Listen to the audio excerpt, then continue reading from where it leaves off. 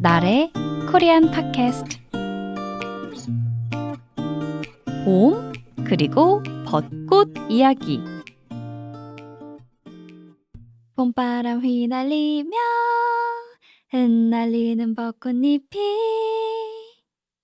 안녕하세요, 여러분. 저는 나래 한국어 팟캐스트의 지수예요.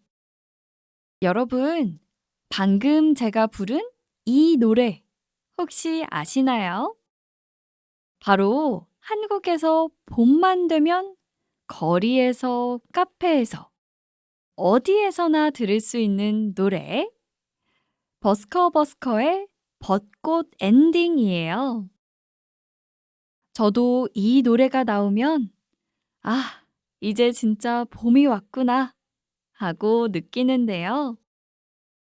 한국은 봄이 되면 곳곳에서 벚꽃이 흐드러지게 피는데요. 오늘은 한국의 봄, 그리고 벚꽃에 대한 이야기를 함께 나눠볼 거예요. 그럼 바로 시작할까요? 나래 코리안 팟캐스트.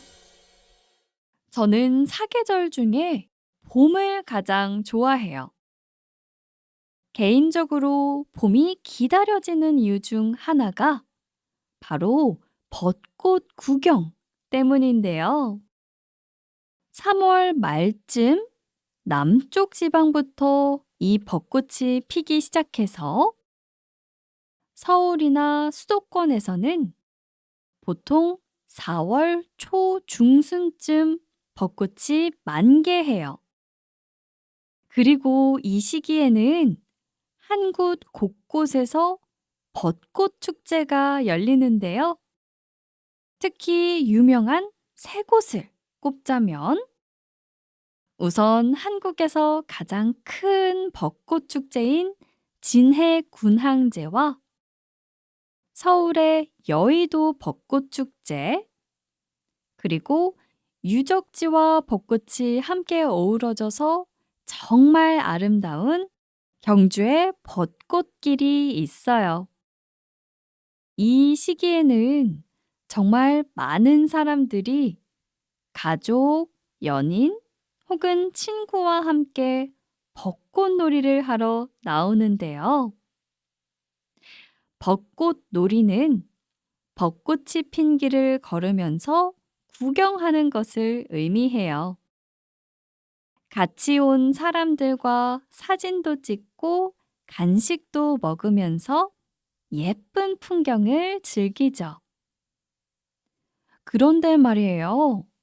특히 이렇게 유명한 곳들은 축제 기간에 사람들이 정말 많이 몰려서 벚꽃 구경이 아니라 사람 구경을 하러 간다는 말이 나올 정도라니까요. 여러분도 이번 봄에 한국에서 벚꽃놀이를 계획 중이시라고요? 그렇다면 이런 것들을 챙기면 더 좋을 거예요. 우선 카메라. 벚꽃 아래에서 사진은 필수니까요. 그리고 돗자리. 한강공원이나 공원에서 벚꽃을 보면서 피크닉을 즐길 때 돗자리가 필요하니까요. 이때 김밥, 과일, 커피 등 간식도 같이 챙겨가면 더 재미있게 즐길 수 있을 것 같네요. 만약에 준비를 하기 어렵다고 해도 걱정하지 마세요. 한국은 언제 어디서든 배달을 시켜 먹을 수 있으니까요. 마지막으로 가벼운 겉옷을 꼭 챙기셔야 하는데요.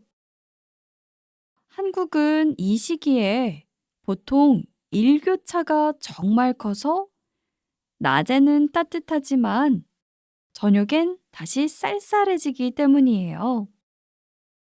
그리고 벚꽃을 볼 땐 꽃을 꺾지 말고 쓰레기를 꼭 정리하는 건 기본이니까 말 안 해도 아시겠죠? 그나저나 벚꽃 정말 아름답지만 한 가지 아쉬운 점도 있는데요. 그게 뭐냐면요. 바로 너무 빨리 진다는 것.